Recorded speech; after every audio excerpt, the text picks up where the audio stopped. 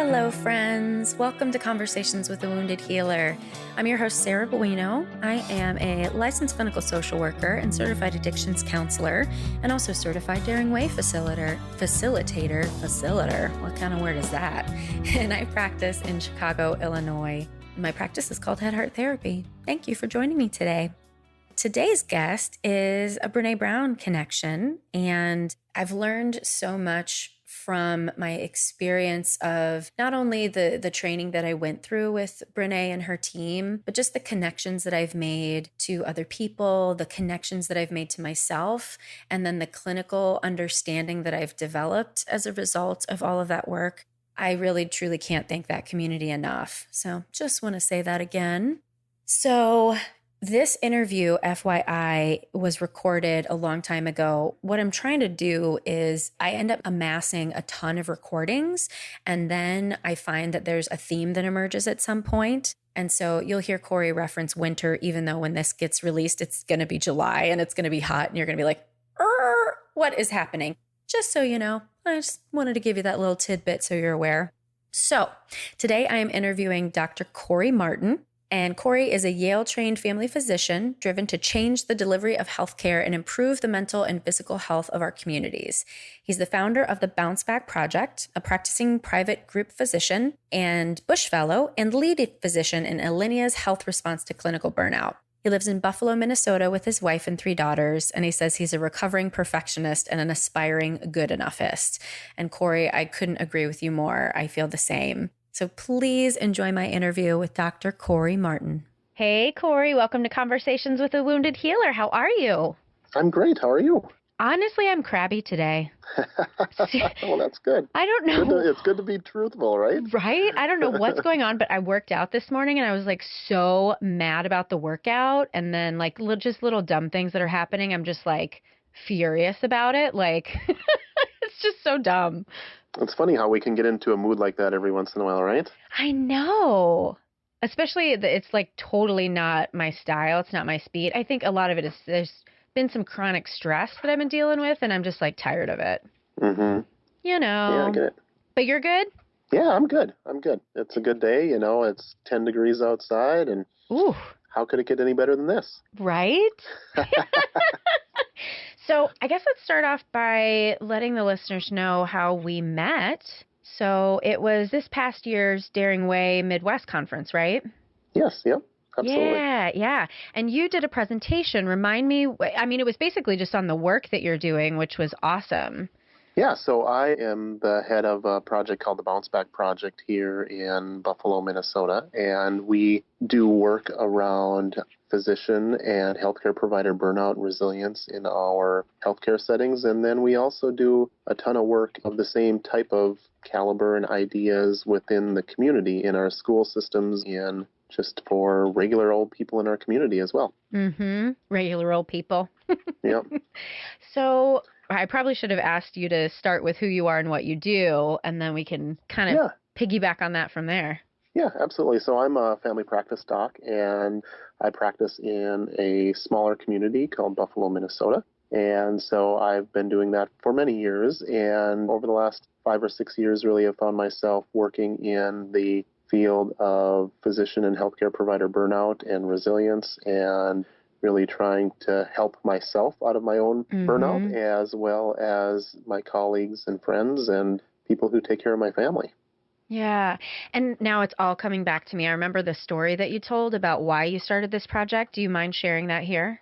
Yeah, absolutely. So let's see, go back in time about 15 years. That's when I first started practice here in our community. And I came in and I was doing full scope family medicine. So I was delivering babies. I was taking care of patients in our hospital and in the clinic, and really found myself about 5 years into practice and completely and utterly burned out.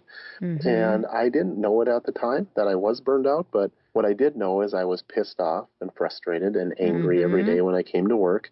And when I went home at the end of the day, I had nothing left to give to my family. Yep. And so I ended up looking for a different job and took a job, half-time job, as the director of medical affairs at our hospital, which is like the head doctor for a health system. And so it makes a lot of sense to hire the most pissed off, frustrated, burned out doc, to be the head of the docs. That makes a lot of Right. sense, right? Yeah. Yeah.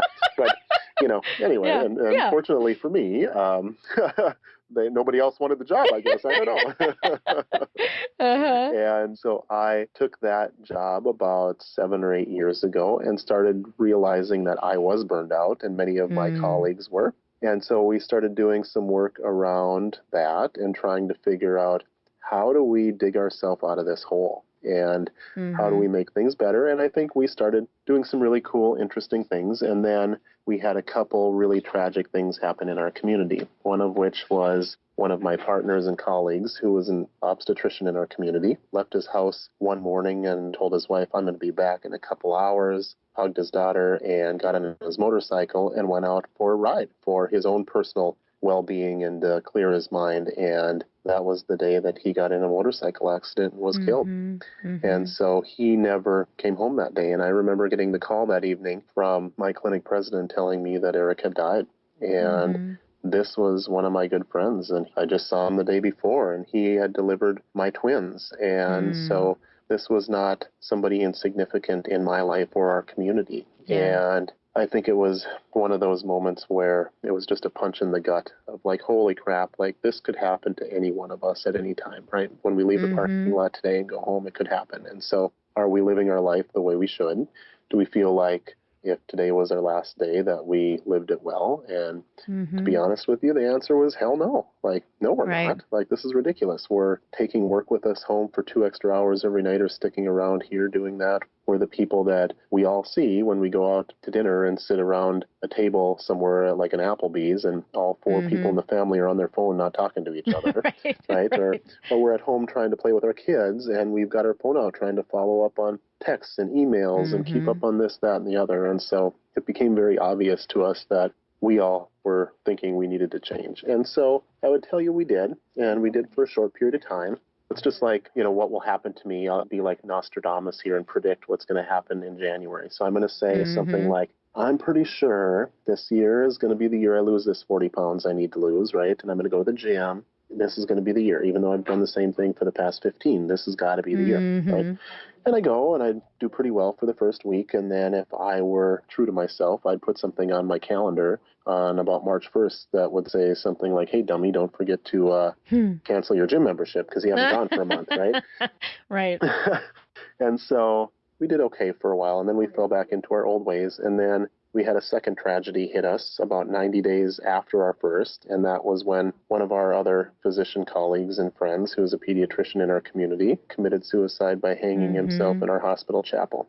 Ugh. Yeah, I remember that night getting the call from my hospital president, my boss, asking me to hurry up and get in there because of what had happened. And I was the first senior leader to walk in that hospital that night, and I remember the look on people's faces of just complete and utter devastation. Yeah. Of holy cow, what the hell just happened to here, and how are we going to get through this? And then, because I think sometimes I need a big hammer to hit me over the head. Right? It would be too easy if it were just a tiny hammer. Right, like those 2 things should be enough, right? For us to figure out how to do this. But then the next day there was a third, and that was when I walked over to our hospital to do some clinical work. And one of the things I still do clinically is I do colonoscopies. So I was walking over to do that, and I always joke with people that I still do that because when I became an administrator, I got really good at dealing with assholes. And so that, so that's the part of my clinical, right, that's the part of my clinical thing that I should do too, right?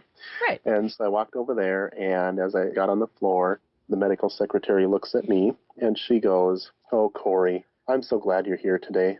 Yesterday, when I had heard that a doc had killed himself in the hospital chapel, I really thought I was going to hear that it was you. I'll tell you, I've told that story a million times, and it gets me every time. Yeah, that's a smack in the face.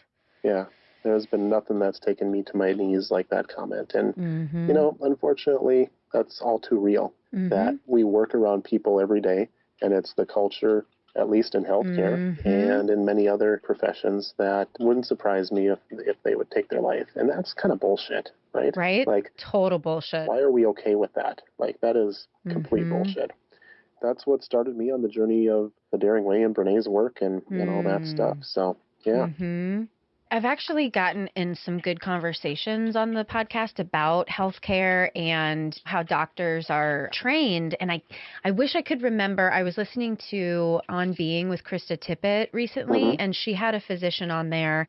And the woman, she teaches at some university in New York. I cannot remember, but she was saying that she teaches a course on wellness for Hmm. the physician. And she's like, 30 years ago, there's no way anybody would have put that in their curriculum. And still, this is like the only class in the country that's being offered. And I do tend to work actually with a lot of impaired physicians who have addiction issues, and just the stories that they tell me about how impossibly grueling it is. I don't see how that's a way to train the people who are supposed to help other people be healthy.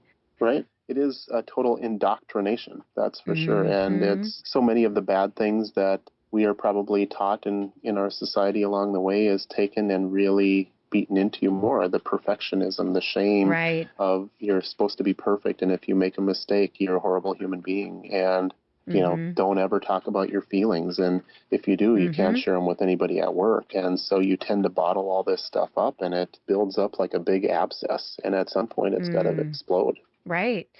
Well, I always think about, too, the reasons that people might want to become a doctor can end up getting skewed along the way because you don't have time for patient care. If you're Hmm. adhering, I had one client who was a surgical resident, and they remarked on how they always got in trouble for spending too much time with the patient. And we would always scratch our heads with that Right. because that's where the healing work is. Right. It's interesting because that's what most of us thought going into medicine that we would get to Right. do. And it really is very little of that because it is such a time pressured profession at this point of measuring and clicking boxes and making sure you do all the right things, that the right stuff really is actually taking time with your patient and caring. And just like in so many other professions, I mean, I think about teachers and, Right. how Mm-hmm. burned out teachers are, and how Mm-hmm. now that, we're teaching towards kids passing certain tests and there's Mm-hmm. certain curriculum, that all the fun things that our teachers used to get to do to really get kids to engage and think in a different way, it's very cookbook, just like medicine is now too. And so it's Right. not just medicine. There's so many other professions Mm-hmm. that are very similar. In my profession, there's a big push for using evidence-based practice, which on one hand, yes, obviously we want to know that the things that we're doing have been studied and generally work. But I'm sure you find this in your profession as well, too, that there's so much of an art to it that you have to develop that intuition and that gut instinct. And that is not an evidence-based practice that can be measured by insurance. That is what pisses me off. I feel like since I'm angry today, we could totally go off about how terrible the insurance industry is. I'm honestly like, I don't know what's going to happen. I don't know how it's going to get fixed. Hmm. And it scares the shit out of me. I agree. And I just gave a talk here last week, and in my opening statement was a quote that I had found, I think by Albert Einstein, that said something like, not everything that counts can be counted, and Yes. not everything that can be counted counts. And so we're Mm-hmm. so focused on counting anything we can, but most of that stuff doesn't matter, right? It doesn't Mm-hmm. matter to the little old grandma who comes in who just needs somebody to talk to, Mm-hmm. right? And those are the important things that we've really started getting away from in healthcare, and it burns people out, right? Right. It sounds like you've made, and I want to hear specifics about what you've done in your community, but I guess just kind of thinking more nationally as well. Do you see how there's going to be a shift? Do you have any like hypotheses of what's going to happen? I think we are early in this transformation, but it will come, and there's going to be a big wave coming of people realizing that this is what the upstream work is to the things that we measure, like patient experience and patient outcomes. If we are not taking care of our docs and our nurses and our frontline Mm-hmm. staff, then we don't show up with a full tank of gas. And if we can't show up Mm-hmm. to work with a full tank of gas, we're not doing our best work. And that translates into patient experience and patient outcomes Mm-hmm. and the things that we're currently measuring. And so the health systems really haven't started to think about that and spend enough time, money, and resources upstream to realize how much that will matter. And so I think at some point, there will be the Mayo Clinics of the world and the Stanfords of the world that do it, and then all of a sudden it will become uncomfortable for organizations to not do it. And then we'll get somewhere. But that's still probably 5 to 10 years out, I bet. Yeah. And in the meantime, I spoke with a colleague today because she had posted something on Facebook about struggling to even sign up for her health care.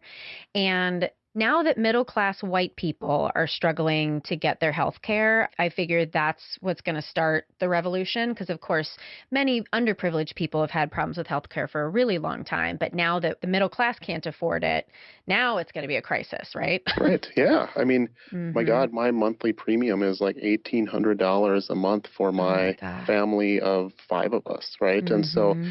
like, that's ridiculous. And I'm lucky enough to have a pretty decent paying job. Right. And so I Right. still look at that and go, holy crap. Because that's not great health care. That's an Right. $8,000 deductible. I still have to pay the first $8,000 out of Jesus. my pocket.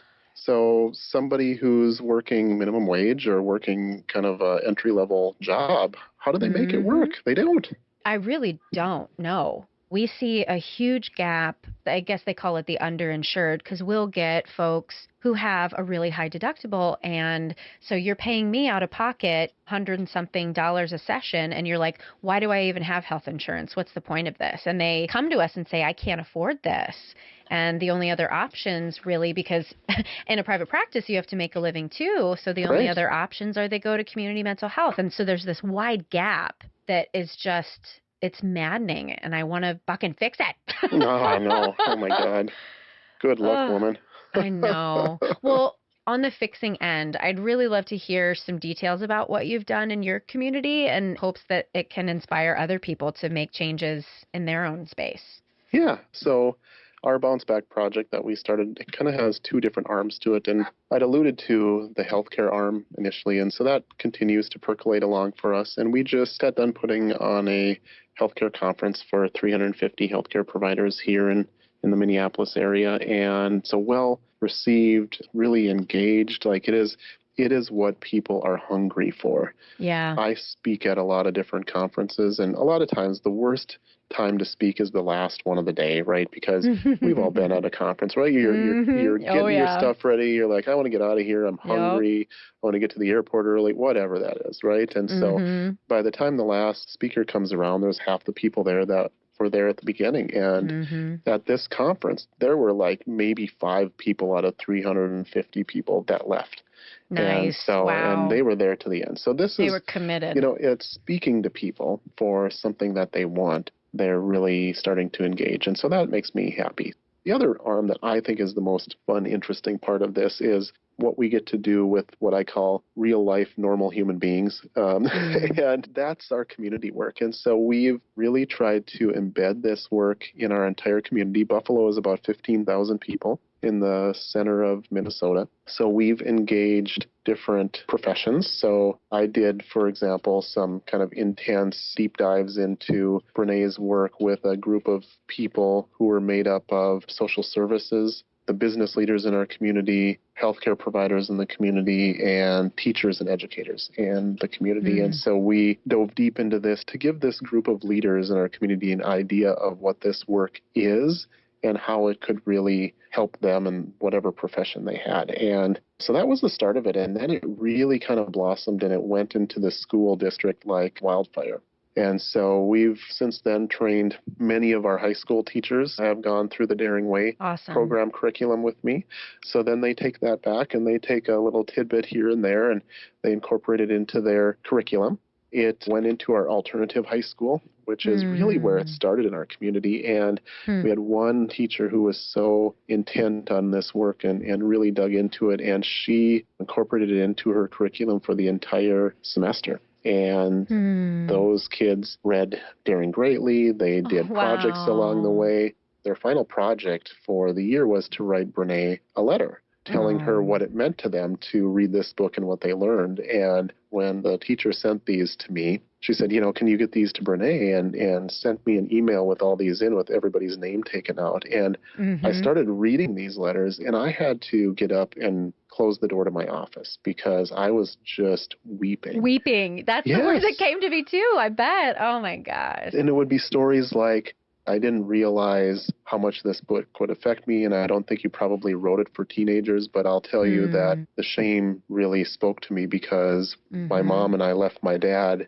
2 years ago, and 2 weeks after we left, he committed suicide. And I've carried that shame with me the entire last 2 years. And my mom's now a meth addict, and I don't get to see her. So I have that shame in me. And what I've realized is that I've got a long ways to go, but maybe that stuff isn't mine to carry. And I'm like, holy crap, like this is a 17-year-old kid who has 60 years of life under their belt already and 60 years of pain. And wow, like to have that kind of insight when you're that age is amazing. And so you'd get story after story that look like that in these kids in our alternative high school. And so it really blossomed out of there. And there was a small group of 3 or 4 of these kids who went and presented to our high school principal and assistant principals what they talked about and did in this class. And that's where it started in our high school. And so that's how we started training our high school teachers and how they started incorporating into their curricula. And now the students in the high school, they have all kinds of different things that they do throughout the year. One of them coming up after the first of the year is called Rave Week, and that it stands for Respect and Value Everyone. And so that week is really focused on things like Make It Count Tuesday and Wellness Wednesday and all these different things that they have brought back and connected with Brené's work through Gifts of Imperfection or Daring Way or Rising Strong. And so even how this has played out in the school is one of our assistant principals last year at Rave Week. They had a full school lyceum, I think is what we used to call them anyway. I don't know what they call them now, but it was where everybody, all the kids in the school get together for half an hour. And he got up there on stage and talked about his 25-year battle with depression and what it's meant to him and how hard it's been. And so this is not just an assistant principal. This is the guy who 10 years ago took this team to win the state championship basketball game, right? And so he's like the big, cool coach in town. And he's getting up there talking about his own battle with depression and how it's okay to talk about this. And that's what we do around here is we talk about it and we make it okay, right? And so this kind of work has been really amazing, not only in healthcare. I mean, I think it's been amazing for us, but boy, I tell you what, I get so excited when I talk about the stuff that's going on in our schools and our community. And so we just earlier in the year, we had a community-wide book read as well here. The community read Gifts of Imperfection. And so we did a kickoff in our Performing Arts Center. And so I gave a talk that night on the 5 most common regrets of the dying. And we kicked off the book read, and we had 500 and some people at that first event. And then we ended up having about 1,200 people in our community engaged in the community book read with about 60 different small groups going on at the same time where people would get together with their neighbors and discuss the book. And finally, a couple months later, we had a final celebration and brought people back together, had another larger presentation and kind of ice cream social and made it a fun day for the community to get back together at our school. So lots of cool stuff. Yeah. What I'm hearing is essentially kind of leading by example, is that it sounds like you've really gotten people at the top, the physicians, I think, being one tier of that and setting the example by sharing vulnerability and sharing about their mental health struggles and whatnot, and then the teachers and the principal. And I've been talking with a friend about how do we continue to promote a culture of abundance and building each other up rather than living from fear. And it always comes back to shame at the end of the day, always. Absolutely.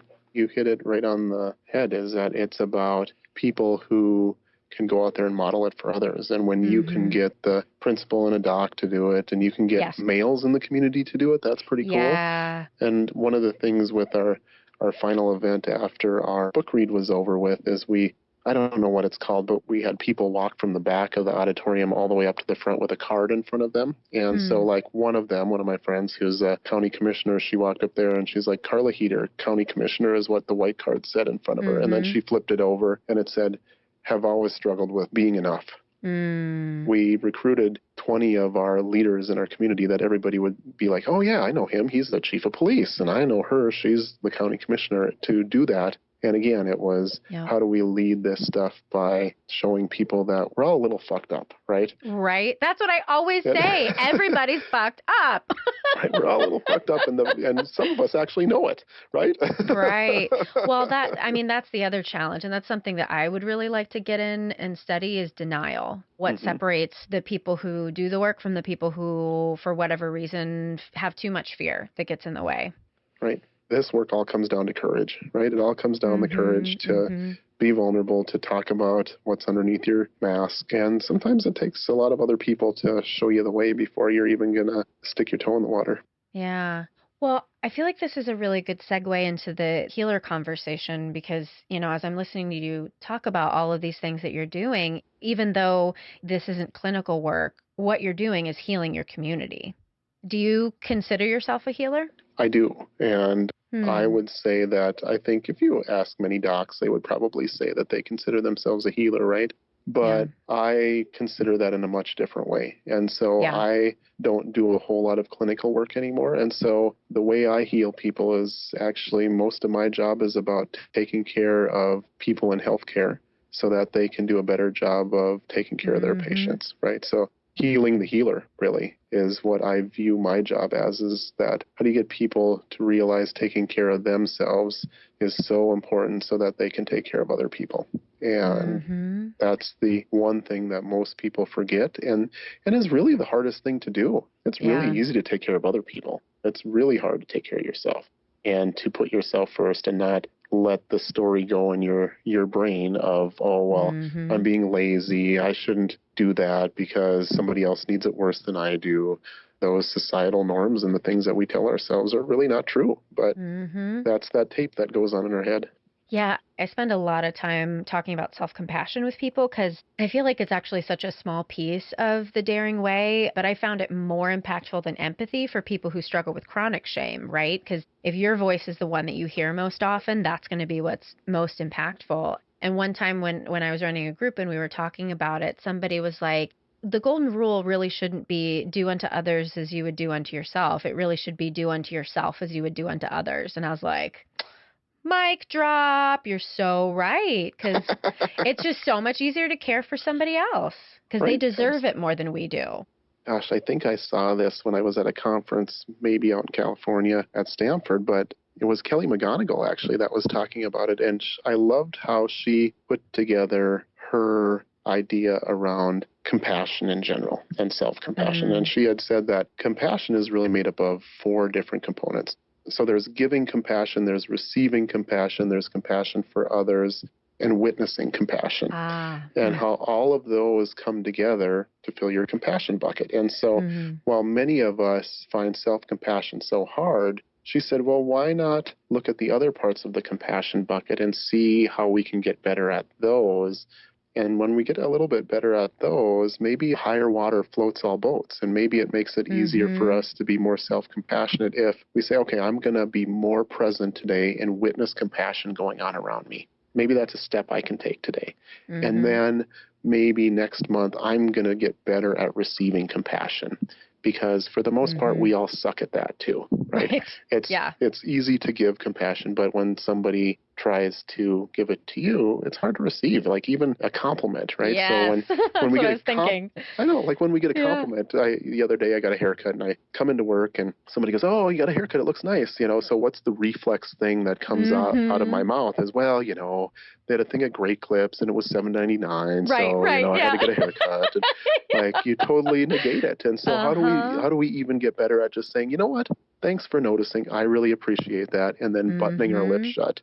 So I found when she talked about that, that was really helpful to me because self-compassion really does seem really hard to me. And so I thought, maybe I can do the witnessing thing and be more present, and maybe I can get better at receiving.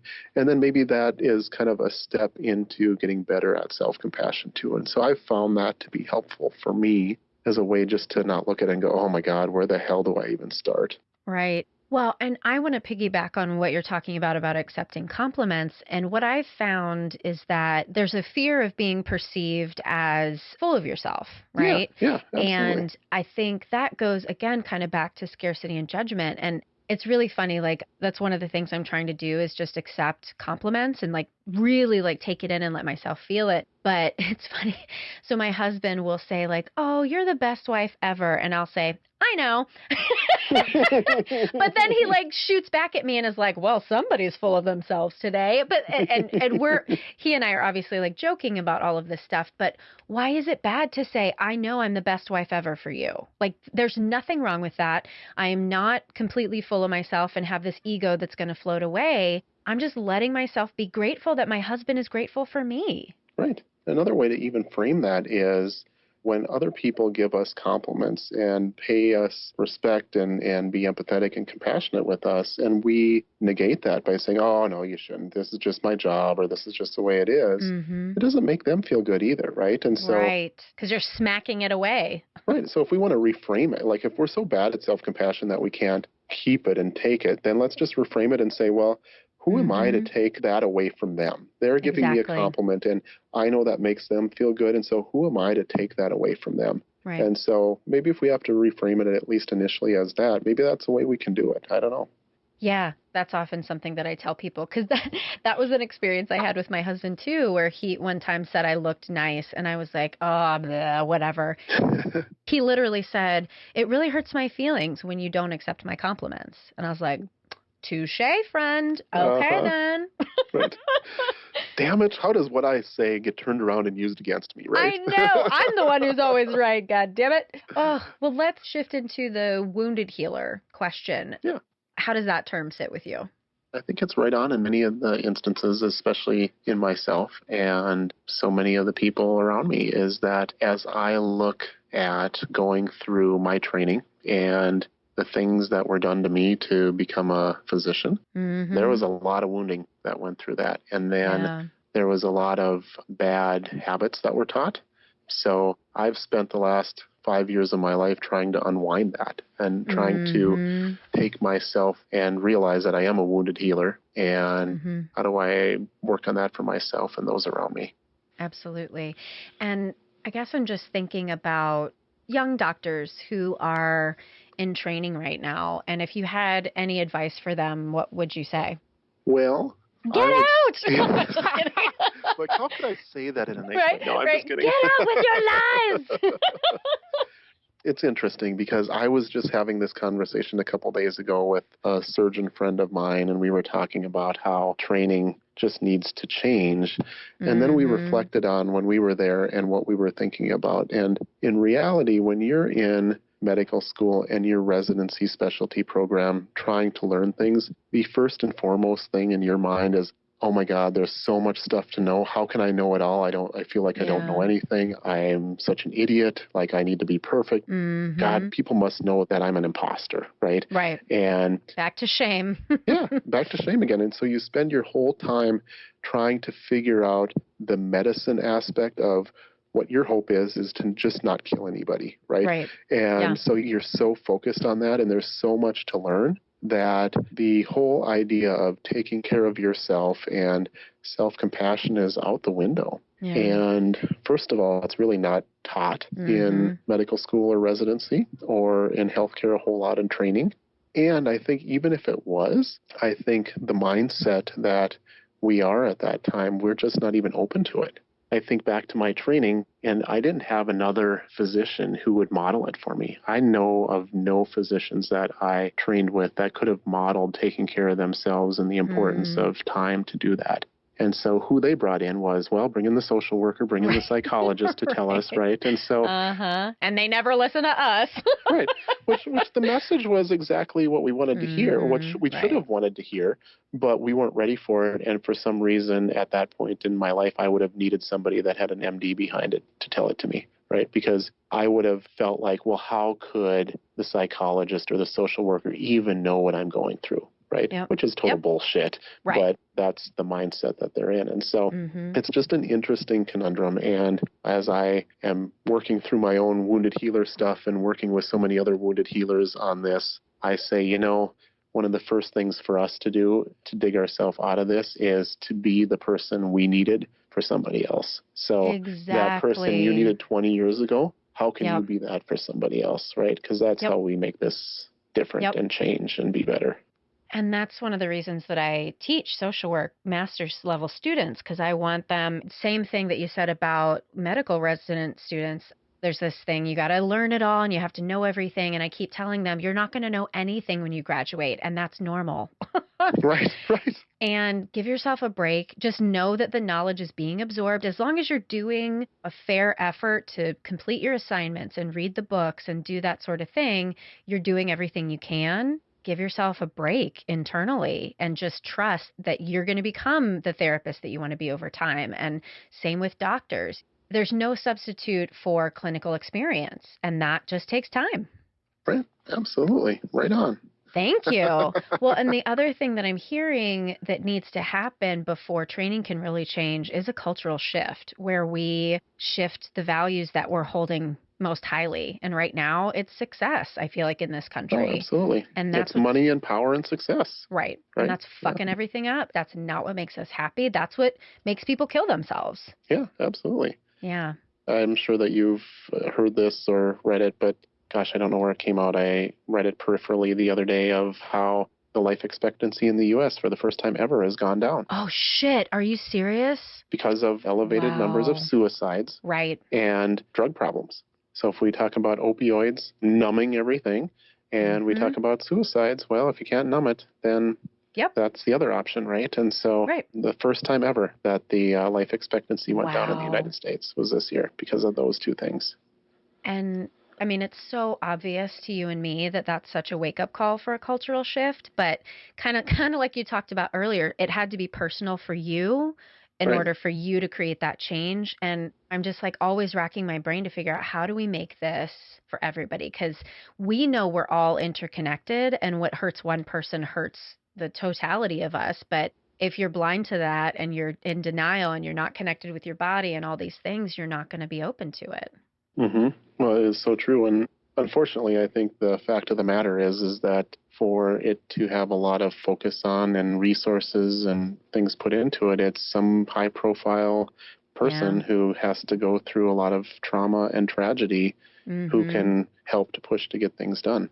Until that happens to some senators or representatives or the president, somebody, it's just like school shootings, right? So, like, how many frickin' more do we need? Like, and when do we actually do something about it? Well, it probably isn't until some big high-profile people lose their kids. Like, and that's frickin' ridiculous. Right. But unfortunately, that kind of is the way it seems like it works, right?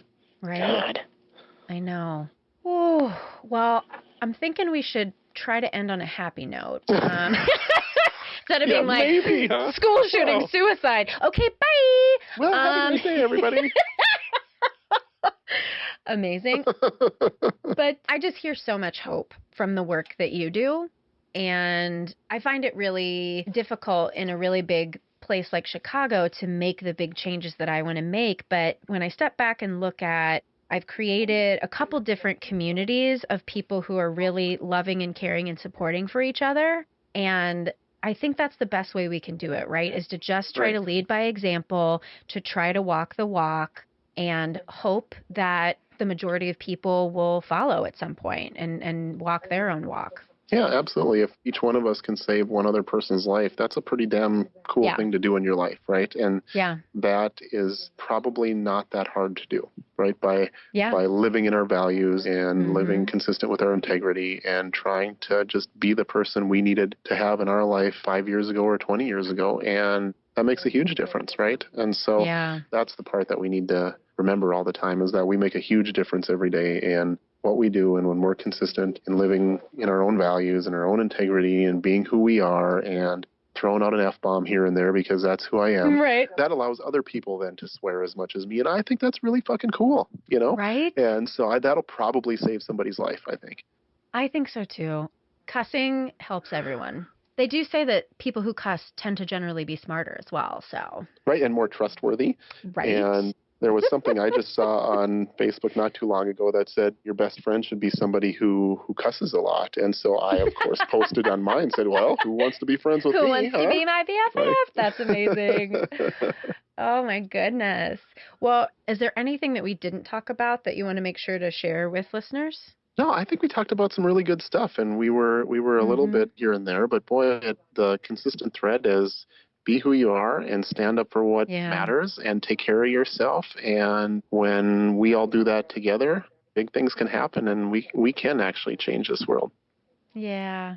Awesome. Well, Corey, thank you so much for joining me today. I really appreciate it. Yeah, thank you, Sarah. This was awesome. Yay. Thank you so much for listening to my interview with Dr. Corey Martin. Wasn't that awesome? For more information about Corey, you can go to our website at www.headhearttherapy.com/podcast. Thanks as always to the Creative Imposter Studios for editing, to Liam O'Donnell for the album art, and to Ben Mueller for our theme music. Come hang out with me on Instagram sometime, or Facebook, or I guess Twitter. I don't really do Twitter that much, so if you hang out there, I might not respond for a while, to be honest. But thanks so much for tuning in. Until next time, bye-bye.